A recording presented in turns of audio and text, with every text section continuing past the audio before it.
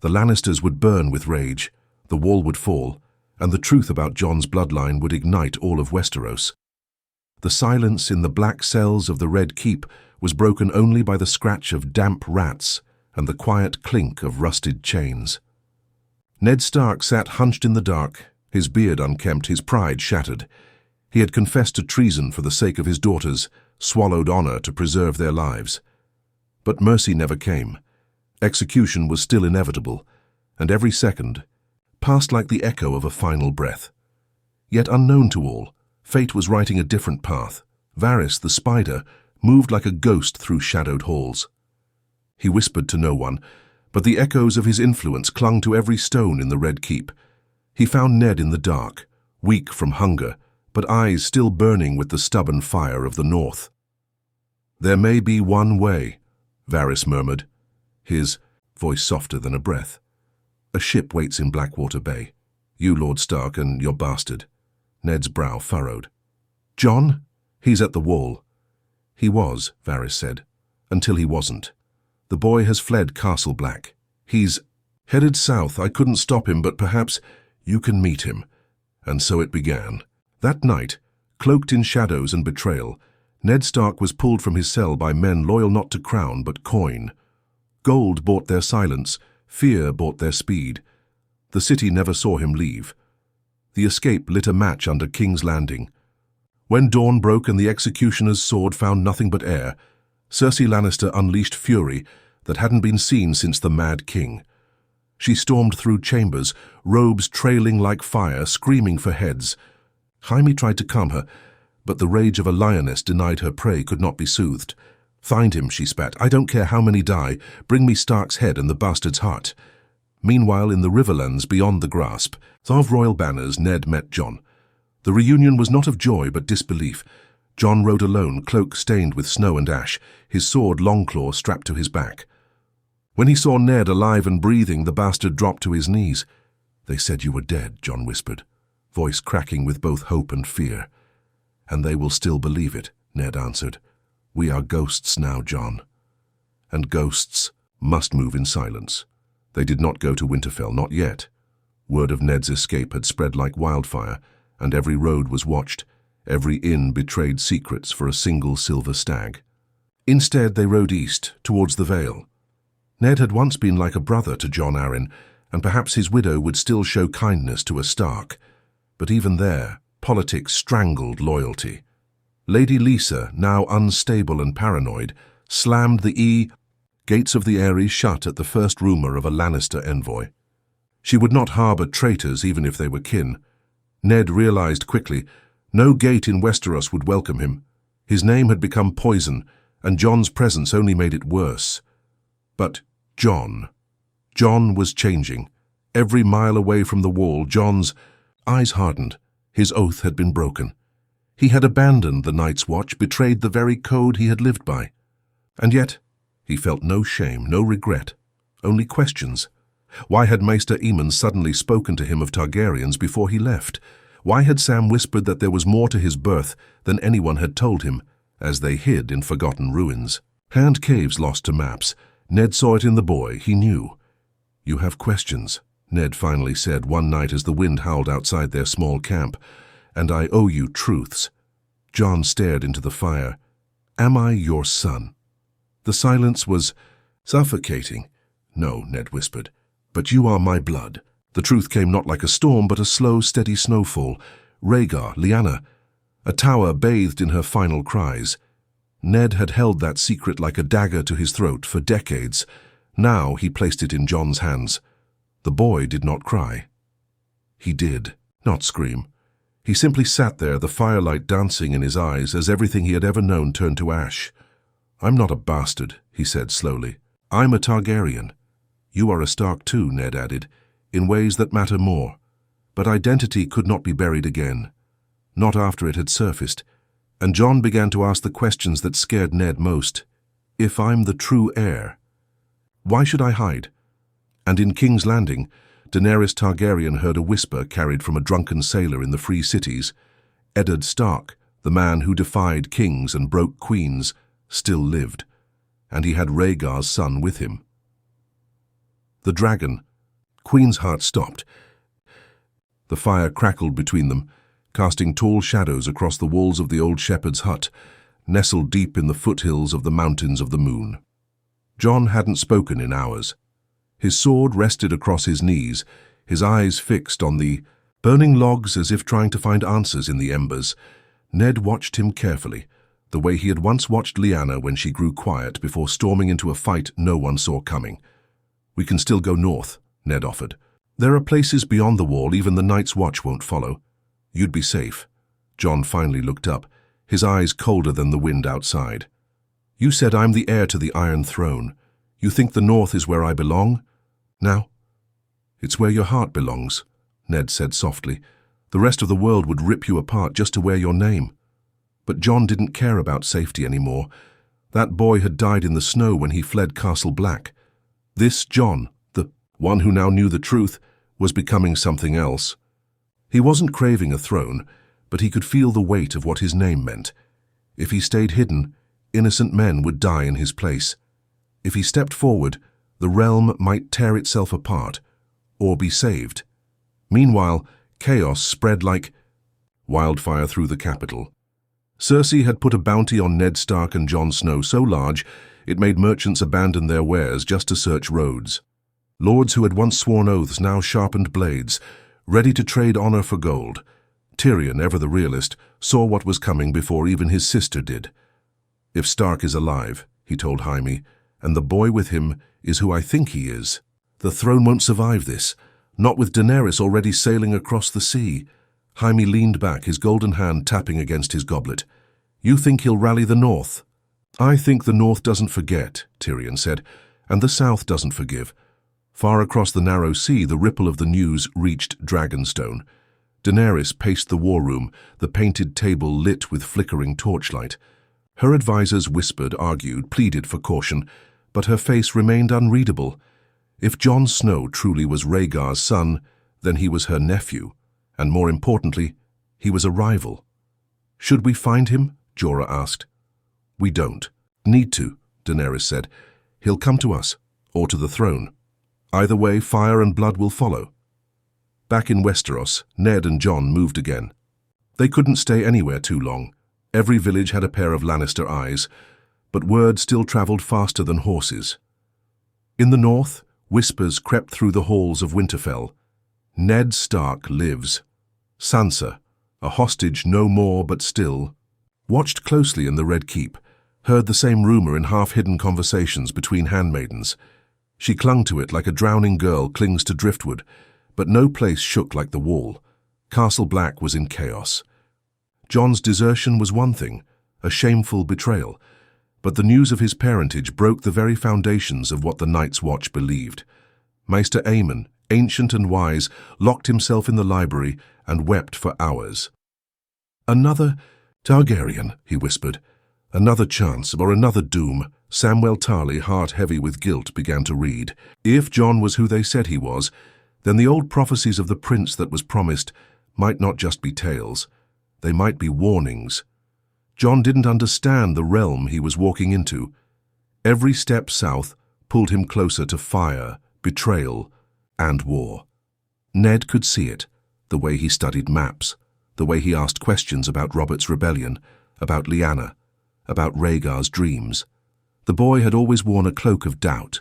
Now he wore one of purpose, and it frightened Ned more than death ever had. One night, camped under a shattered sept, Jon said, "You raised me in the shadow of Winterfell. I was always less than a Stark, but you protected me, lied for me." "Why?" Ned's voice was quiet. "Because your mother made me promise, because I loved her, and because I believed the world wasn't ready for you." Jon nodded, but his jaw was set. "Then let's make it ready." A few days later, a raven flew to White Harbor. Lord Wyman Manderley read the letter in private. It bore no sigil, only one line: "The wolf lives, and the dragon walks beside him. By nightfall, white." Harbor's banners were being dusted off. The North had heard the call, and the game had changed. But just as Jon and Ned prepared to seek allies, they were ambushed. A band of gold-cloaked bounty hunters tracked them through a mountain pass. Steel clashed, snow turned red, and for the First time in years, Ned Stark unsheathed ice. It moved slower than before, but it still sang the song of northern justice. Jon fought beside him, Longclaw flashing silver through fog. When the last hunter fell, gasping on a broken leg, he begged for mercy. "You're Targaryen," he croaked to Jon. "You should be with her." Jon looked down, face unreadable. "I'm not with anyone," he said, "but I'm coming for all of you." That night Jon dreamed of dragons, not Daenerys' dragons, but his own. One with fur instead of scales, one with Stark blood, and fire in its eyes. And for the first time he felt the throne might not be something he inherited, but something he had to take. The moon hung low over the riverlands, casting pale silver light across the marshy ground, as Jon and Ned reached the hidden camp where old northern loyalists had begun to gather. Every fire that burned in that camp represented a heart still loyal to the wolf. The scent of pine smoke mixed with damp earth, and among the ragged tents banners were slowly being stitched again, white direwolves on grey fields, long forgotten since the fall of Robb Stark.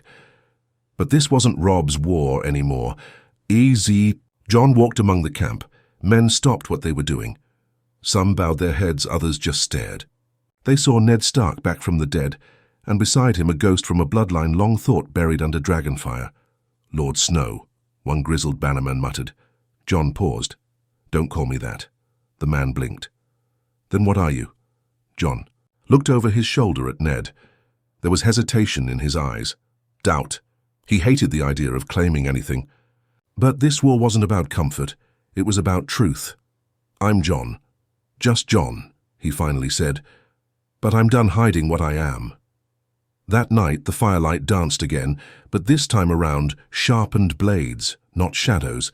The lords who had survived the Red Wedding in hiding, House Mormont, House Reed, even a few broken Karstarks, sat in a makeshift war council.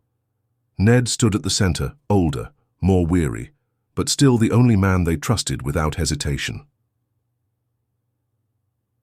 "The Lannisters have made the crown a tool of fear," he said, voice steady. "Cersei would burn every child in the realm to protect her power. She already has. We can no longer sit idle." "And what of the Dragon Queen?" asked Lord Reed. "If word is true, Daenerys lands at Dragonstone with her army and 3 dragons. Cool." Eyes turned to Jon. He didn't move. "I don't know her," Jon said, "but I know her blood and I know what dragons do when they feel threatened." "And you're one of them," Lady Mage Mormont growled. Ned spoke before Jon could. "He's also Lyanna's son. A Stark by name, even if not by law. He's more north than fire." "Then let him prove it," Reed said, his tone careful but pointed. "The North doesn't kneel for blood. It kneels for loyalty."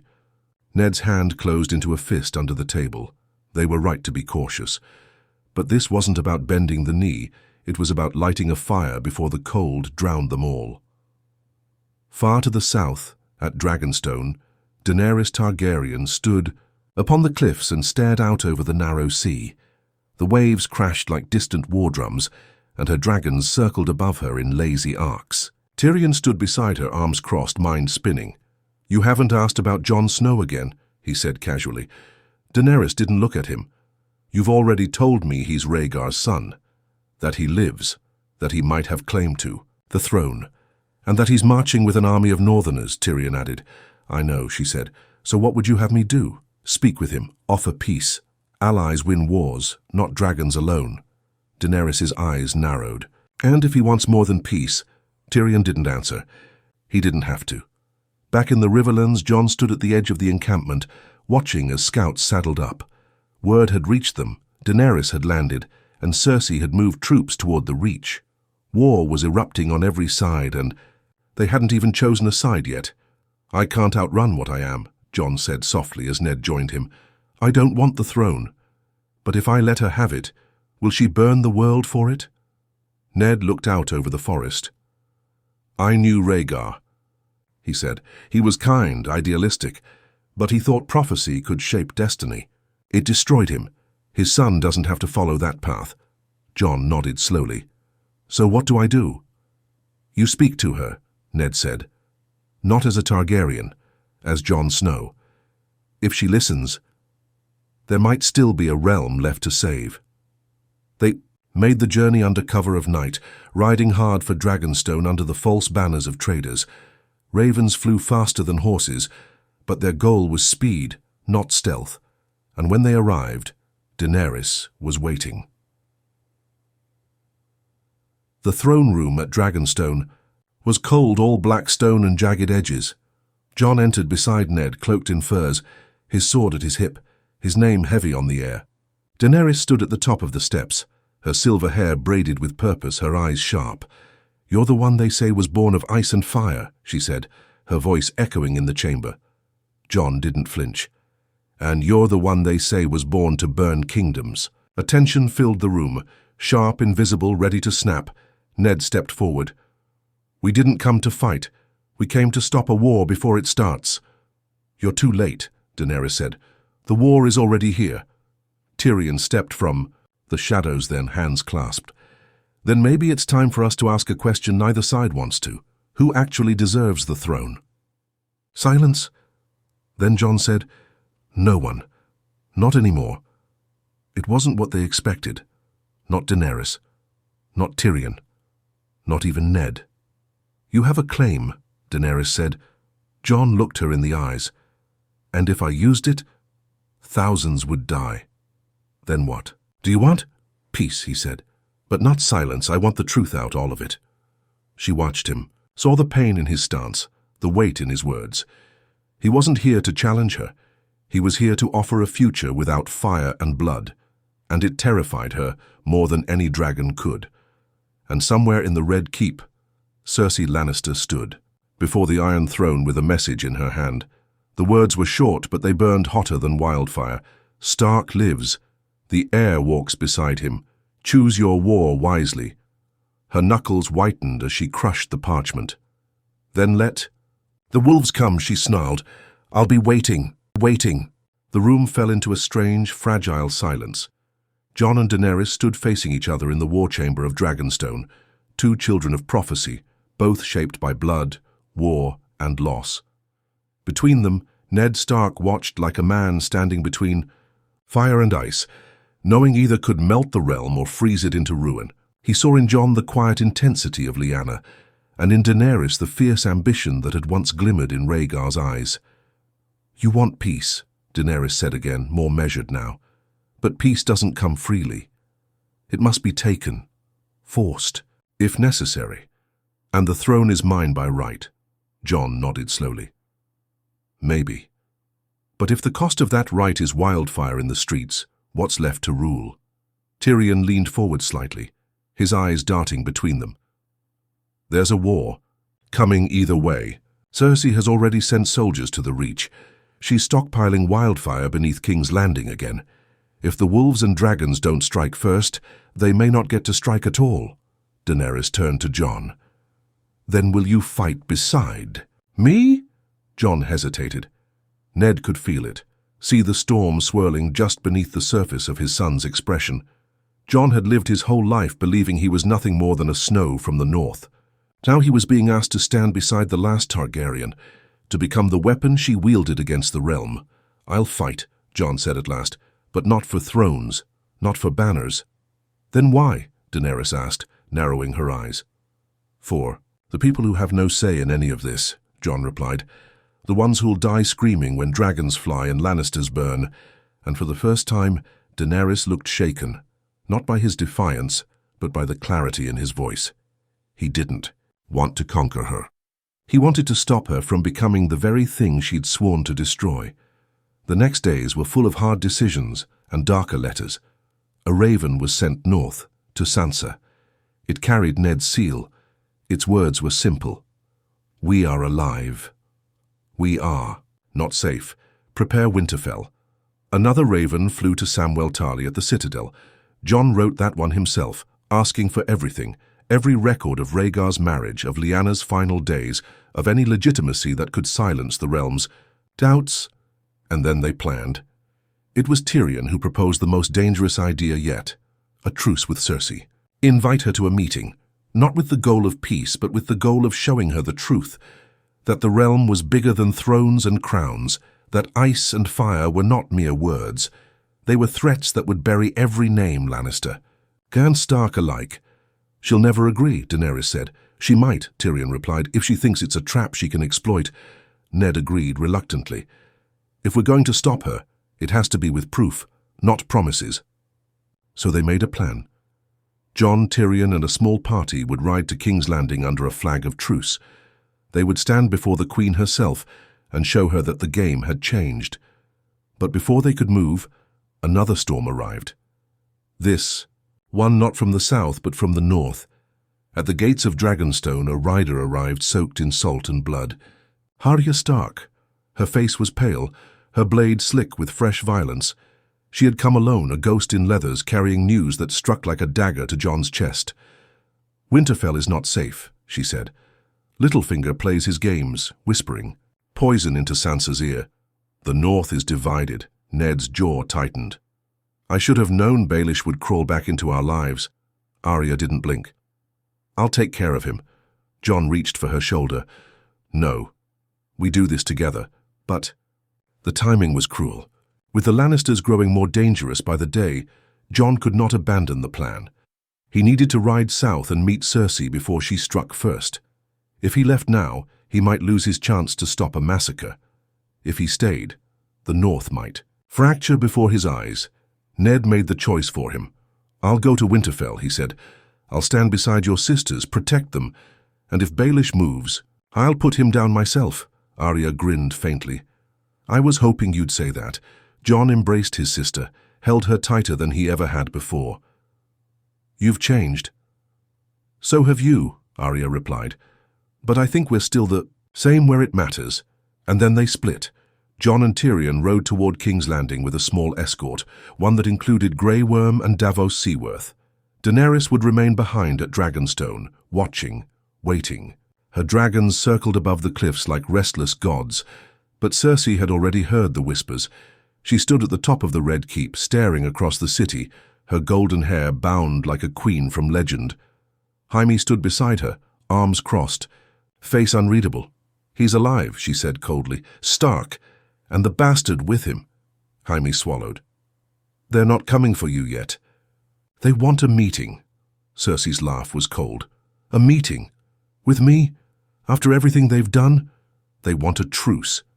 And what do you want, brother? Mercy? For me to kneel? To hand the throne to the bastard of Lyanna Stark? I want to survive, Jaime said. We all do. But Cersei turned away. Then you better pray that dragon girl brings fire, because I'm done with words. And below them, in the dark tunnels beneath the Red Keep, Qyburn prepared something. Monstrous, a weapon, a message, for when the wolves and dragons came knocking. The banners of peace flew high over the entrance to the dragon pit, but no one truly believed them. Jon Snow sat atop a black mare, his face stern, eyes locked forward, as he and Tyrion passed through the crumbling archway. Behind them rode Davos, Grey Worm, and a handful of loyal soldiers. The wind was dry, the sun harsh, and every shadow felt like the tip of a blade. The ruins of the dragon pit whispered of old power, Targaryens long dead, beasts long buried. Fitting, Jon thought. Here they were, digging up history just to survive it. Cersei Lannister was already waiting. Clad in black and gold, her crown sharp as her stare, she stood at the far end of the pit, surrounded by Lannister guards and the silent figure of the mountain. Jaime stood just behind her, tense, his golden hand twitching. Qyburn, pale and oily, hovered nearby like a vulture. The tension was unbearable. Jon dismounted without a word. Tyrion followed, though his limp seemed heavier than usual. Every eye was on them. You asked for this meeting, Cersei said coldly. You'll have your say. Then you'll leave. Alive if I'm feeling generous. Jon didn't flinch. I didn't come for your generosity. I came to stop your throne from sitting atop a pile of ashes. Cersei's smirk curled. A poetic threat. Did you learn that from your dragon queen? Tyrion stepped forward, tone measured. We didn't come to threaten. We came to show you what's coming for all of us, and what must be done to stop it. And with that, the pit's silence was shattered by a sudden groan, chains rattling, a gate creaking open, and a low, guttural growl echoing from within. Grey Worm emerged. With a cage, a thick iron monstrosity covered in tarps. Two men dragged it forward with great effort. When they stopped, Jon approached and yanked the cover off. The wight screamed, it clawed and lunged against the bars, its face rotten, its eyes vacant. Cersei took a step back instinctively, her guard raising their swords. Even the mountain tilted, his head slightly. Jon reached for a lever and pulled it. The cage door opened, and the wight surged forward. Gasps echoed through the dragon pit. The creature charged, its mouth open, its fingers like hooks. Grey Worm held the chain, keeping it just short of the queen. For a moment, even Cersei Lannister looked shaken. Jon stepped forward, pulled a dragon-glass dagger from his belt, and drove it into the creature's chest. The wight shrieked once and then fell limp and lifeless. "This is real," Jon said, voice echoing, "and it's coming for all of us." No one spoke for a long while. Then Cersei said, "You want an alliance against these things?" Jon nodded.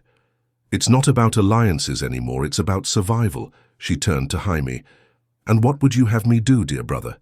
Bend the knee to our enemies because some corpse growled at me?"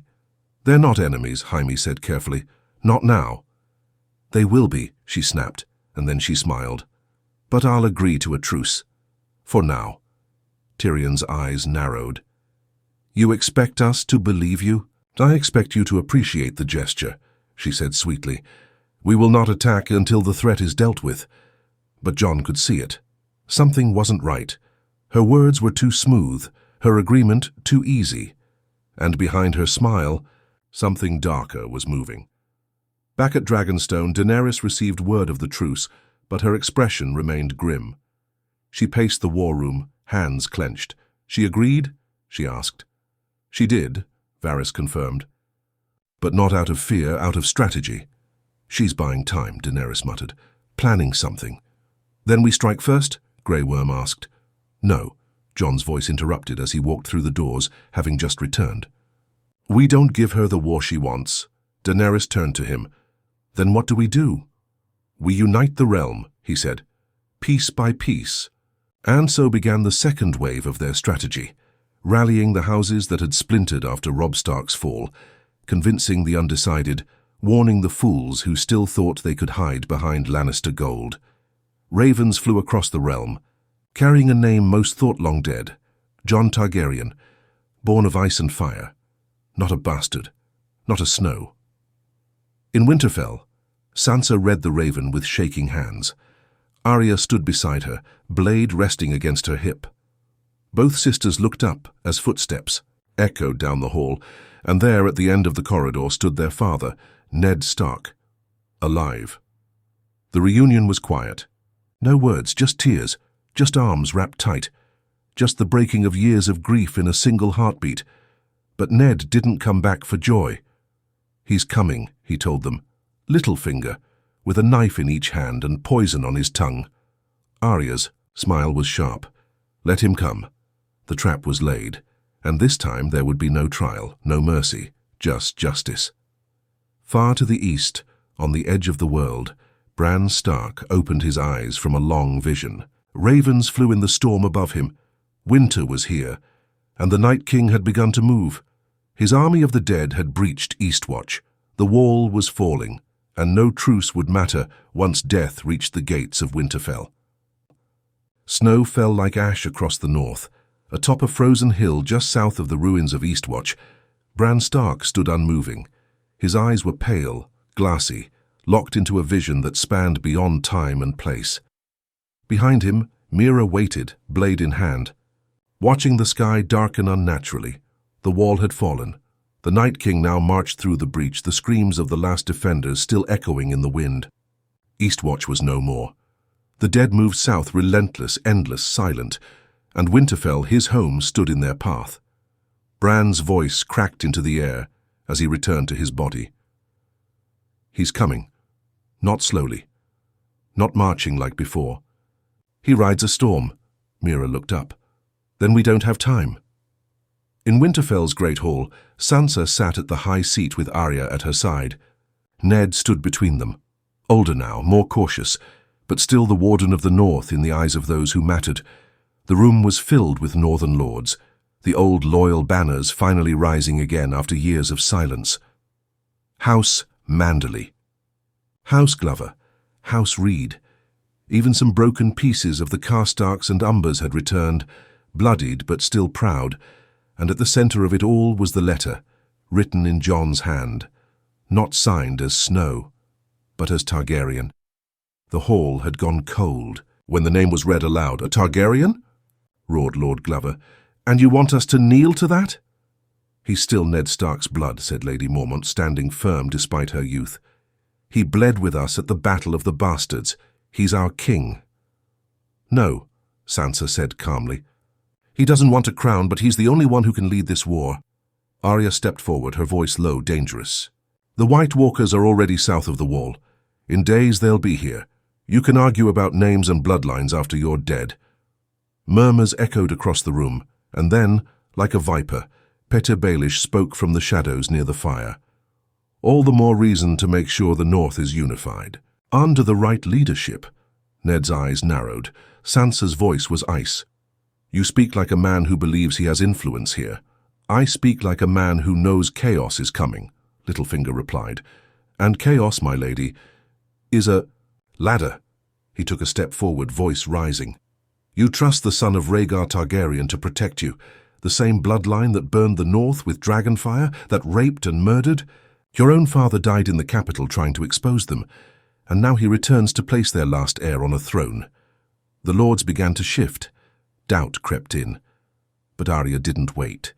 She moved like wind, blade flashing. Valyrian steel at Littlefinger's throat before he could even blink. "You think you're clever," she whispered, "but you forget we know your lies now. We have the letters you forged, the murder you whispered into the ears of mad kings, the wars you started." Ned stepped forward, drawing ice. Baelish paled. "No trial?" he said, panic slipping into his voice. Sansa stood. "No, only justice." And with a single stroke, Arya ended the man who thought he could outmaneuver death. In King's Landing, Cersei Lannister sat in her war room, fuming. "They think I'll—" "Just wait while they rally the North," she said. "While they beg for loyalty, we sharpen our knives." Qyburn set a small leather-bound box on the table. Cersei opened it slowly and smiled. Inside was a black vial, swirling with something cold and alive. "What is it?" Jaime asked. "A whisper," Cersei said. "One that can kill a dragon, one that can kill a Targaryen." She stood, pacing. "The map. We don't need to fight their army, we need to break their heart. Jon Snow, he's the glue between the wolves and the dragons. Take him out, and the alliance shatters." Jaime stiffened. "You're talking about assassination." "I'm talking about victory." But Jaime said nothing. His eyes didn't meet hers. He was remembering another king, another command to burn them all, another moment when he had to choose between honor and madness. Jon stood at the shores of the Neck, just south of Moat Cailin. He looked out at the north, his home, but everything felt different now. The wind was colder, the trees quieter. War was coming again, but this time it wasn't lords with armies. It was death, pure and endless. Daenerys stood beside him, her cloak billowing, her dragons overhead circling like vultures. "They won't all follow you," she said, "not after they hear your name." "They don't need to follow me," Jon replied. "They just need to fight beside me. And if they don't," he looked at her, "then I'll fight alone." She saw something in him that scared her, not arrogance, but acceptance. He didn't need to win, he just needed to try. And that made him dangerous, not to the throne, but to her. Later that night she came to his tent, not as queen, not as dragon, just as Daenerys. "I was taught to believe I'd be the last Targaryen," she said, sitting across from him. "That the throne was my destiny, my burden." Jon nodded, and now she studied him. "Now I don't know." They didn't speak of love. There was no time, no room for warmth in a world frozen with war. But in that silence something passed between them. Not desire, not fear, but recognition. They were the same, survivors of fire. And tomorrow they would ride north together, to Winterfell, to death, and to the truth that would burn all the lies from the world. The first snows of the long night had already begun to fall by the time Jon Snow and Daenerys Targaryen arrived at Winterfell. Dragons soared above the ancient castle, casting great shadows over its stone towers. The northerners below gawked in awe, fear, and something far more dangerous, doubt. It wasn't the dragons that unsettled them. It was the rider atop the largest of them, a Targaryen. Their king had returned, yes, but not alone. And not as a Snow. Jon dismounted first. Cloaked in wolf fur, face pale from cold and responsibility, he walked through the courtyard with eyes that searched for home, but found war. The gates opened. Sansa stood waiting. She did not run to embrace him. She did not smile. But the tension in her shoulders softened just slightly. "Jon," she said, "or should I say Prince Aegon?" Arya stood just behind her, arms folded, unreadable. Bran sat in his chair, his expression as distant as the sky. Jon exhaled, already weary. "Call me what you like. It doesn't change what's coming." Daenerys descended beside him. Eyes followed her every step. They had heard of her, Dragon Queen, Breaker of Chains, Targaryen. And in this frozen land that remembered every betrayal, her presence was a flame none of them wanted. "You have a lot of titles," Arya said quietly, "but none of them matter here." Daenerys smiled without warmth. "I came to fight for the living. I don't need titles to do that." Bran raised his gaze. "You'll need more than dragons." That night, the hall of Winterfell was filled to bursting. Old enemies sat beside uncertain allies. Lord Manderley, the Glovers, the Reeds, the last remnants of House Umber and House Karstark, ghosts of the Red Wedding, echoes of Robert's rebellion, all packed into stone walls that might soon be the last defense between life and death. Jon stood before them, Daenerys at his side, Ned just behind. "We don't have time for your loyalty," Jon said, "or your distrust, or your grudges. The Night King is on the march. Eastwatch has fallen, the dead are coming." A hush swept through the room. "I was raised as a Snow," Jon continued, "but I was born as a Targaryen, Rhaegar's son, Lyanna, Stark's son. Ned Stark raised me, and he is my father in all the ways that count. But my bloodline doesn't matter. Only the living do." Lady Mormont rose to speak. "You're still our king, no matter what name you carry." The hall rumbled with agreement, but it wasn't unanimous. Some faces were cold. Some whispered, "Betrayal." Others stared at Daenerys with eyes that saw fire and ruin. Sansa remained silent. Later, alone with Jon in the Godswood, she finally spoke. "You should have told me," she said. "I didn't know until recently." "You believe it?" "I saw Bran's vision." Sam confirmed it. "There was a marriage. I'm legitimate." Sansa turned to him, pain behind her eyes. "And her, Daenerys?" "She's fighting for us," Jon said. "She's risking everything. She's also looking at you like you're her next conquest." Jon stiffened. "This isn't about her, it's about surviving." Sansa stared for a long moment, then looked up at the weirwood. "I trust you, Jon." "I don't trust her." In the crypts of Winterfell, Ned walked alone. He stood before Lyanna's tomb, eyes fixed on her stone face, silent as ever. "I did what I had to," he whispered. "I lied for him. For you. But now the truth is here. And I don't know if it'll save him or destroy him." Behind him a voice answered, "It'll do both." Bran, the boy, no, the three-eyed raven looked at him without emotion. "You still see Jon as your son?" "He is my son." Bran tilted his head. "But that's not what Westeros will see." Ned clenched his jaw. "Then we'll make them. See it." Far to the south, in the twisting corridors of the Red Keep, Qyburn stood before Cersei. "It's done," he said, placing a sealed scroll in her hand. "The poison is in place." "And the agent?" Cersei asked. "Infiltrated Winterfell, disguised among the kitchen staff." She smiled. "Jon Snow dies at dawn." But dawn never came, not in the way they expected. The horns of Winterfell screamed across the walls before the sun had even kissed the sky. The ground trembled. The wolves howled. The White Walkers had arrived. Jon stood on the battlements, eyes wide as the horizon turned into a sea of frost. The dead did not march. They swarmed, endless, tireless, eyes glowing blue in the dark. Beside him, Daenerys mounted Drogon. Rhaegal followed, screeching into the sky. "Fly low," Jon shouted. "Break their lines." But something was wrong. Bran in the Godswood opened his eyes with a gasp. "He's here." The Night King? And he wasn't leading the army. He was flying, on the back of Viserion.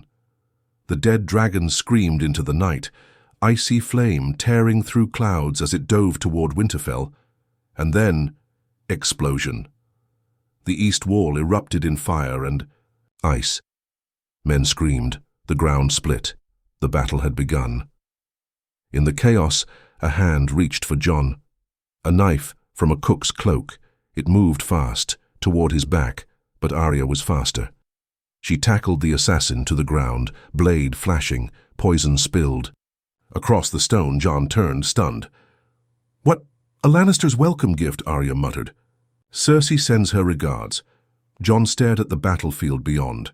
"No more truce," he whispered, and then he ran, straight into the storm. Above, Daenerys circled, searching for the Night King. Ned stood in the yard, ice in his hands once, more shouting orders as the walls cracked and the undead poured over them. In the Godswood, Bran reached out with his mind and saw the truth. This night wouldn't end in victory. It would end in fire or in death. Snow mixed with ash. The skies above Winterfell blazed with fire, yet the ground below was colder than death. The undead poured through the broken walls like a plague, clawing and screaming, their numbers endless. Swords clashed, men screamed, arrows rained down like black hail, and still they came. Jon Snow stood at the center of it all, longclaw in hand, his cloak torn, blood freezing against his skin. Around him the living died faster than they could scream. The front line was gone. The second barely held. He looked, up just in time to see Viserion, the undead dragon, dive from the clouds, its icy breath slicing through the battlements. Daenerys screamed across the sky atop Drogon, dodging the blast by inches. Flames burst from her dragon's throat, bathing the dead below in cleansing fire. But for every white that burned, 10 more rose behind it. And then, silence. For a moment, the battlefield froze. The wind dropped. The sky held its breath, and he arrived. The Night King descended through the storm, mounted atop Viserion like some ancient god of winter and doom. He landed beyond the walls, his glowing blue eyes locked on the castle gates. Jon saw him. Time slowed. This was it, not just war. The war. He ran, through fire, through ice, through blood. He slashed his way past dead men and dying ones. Longclaw met frost-covered steel, tearing through whites as if pulled by something deeper than rage, something older.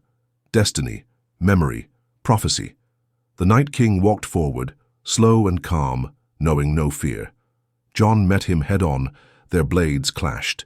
Valyrian, steel against cold ancient magic. The shock of it sent ripples through the air, blowing snow and ash in every direction. The dead paused, sensing something greater than orders. True power, true defiance. The Night King struck with inhuman speed, his blade a blur. Jon blocked, dodged, stumbled. His muscles burned, lungs heaved. This wasn't just a duel. It was survival. Not just of him, but of the realm itself.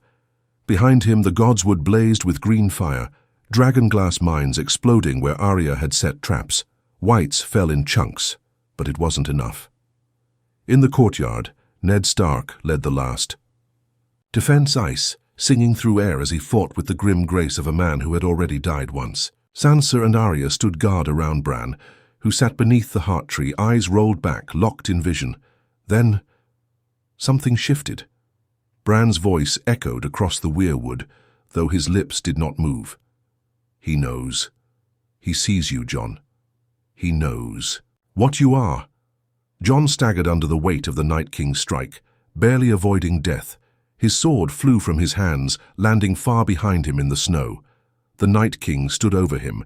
He raised his blade, and then Drogon, the dragon, slammed into the courtyard, roaring with fury, fire erupting in every direction. The Night King was engulfed. The world burned, and for a breath, just one, Jon thought it was over. But when the flames cleared, the Night King still stood, untouched. He raised a hand, and Drogon fell. Not dead, paralyzed, as if frozen from within. Daenerys, screamed, thrown from the saddle. Jon crawled for Longclaw. The Night King approached Daenerys now, slow, deliberate. The chaos around them blurred into silence again. This was personal. He raised his sword and Arya leapt from the ramparts, blade in hand, moving like shadow and vengeance. But the Night King turned, caught her mid-air, held her by the throat. Her. Blade dropped. He smiled, and in that split second Bran's eyes opened, and something ancient awakened within Jon. Not just blood, not just fire, memory, song, ice. A light pulsed from within him. His hands glowed faintly. The snow around him began to melt. The Night King turned, momentarily confused, and Jon stood. No sword, no armor, just truth. And when he shouted, it wasn't in anger. It was in High Valyrian, Egon, a word lost to time. Name that echoed in dragonfire and prophecy. The Night King lunged. Jon met him barehanded. Their palms connected, blue flame against Targaryen blood, and for one terrible second, it looked like the world would shatter. Then, the Night King screamed, louder than anything that had ever existed. He ignited from within. Light burst across the field. The whites collapsed. Viserion howled, then crumbled into ash. The battle was over. Winterfell smoldered. Bodies covered every surface, friend and foe, alive and dead. The snow turned black with smoke and blood. Ned Stark sat beside Bran, one hand resting on his son's shoulder, as if to hold him in place, keep him from drifting too far into the ether. Arya helped Sansa to her feet, face smudged with blood, eyes hollow, and in the center of it all stood Jon, alive, changed. He looked down at his hands. They no longer glowed. The magic was gone, but the memory remained. Later in the great hall, those who survived gathered. They looked to Jon, and for the first time, no one doubted his name. No one questioned his right. Even Daenerys said nothing. She stood beside him, but her face was distant. Her dreams had never included sharing a throne. Tyrion stepped forward. "We fought for the living," he said. "Now we must fight for the future." The North bent the knee. The Vale followed. Dorne, distant but watching, sent a raven of support. Cersei Lannister never saw it, because while Winterfell burned with glory, she had made her final move. The poisoned sea. Meant for Jon had failed, but she had another plan. As she stood before the Iron Throne, crown glinting in the candlelight, Qyburn handed her a scroll. Her eyes widened. A single line. "The Targaryen lives. The North is united." She snarled, and ordered the Red Keep prepared for siege. Jon stood before the crypts one last time, Ned at his side. "You protected me," Jon said quietly. "Even when it cost you everything." Ned's voice cracked. "You're my son." Jon nodded. "Then I'll make you proud." And as he walked out into the snow, the banners of House Stark flew beside the dragons. He wasn't just a Targaryen. He was both, ice and fire. The war wasn't over, but the song had finally begun.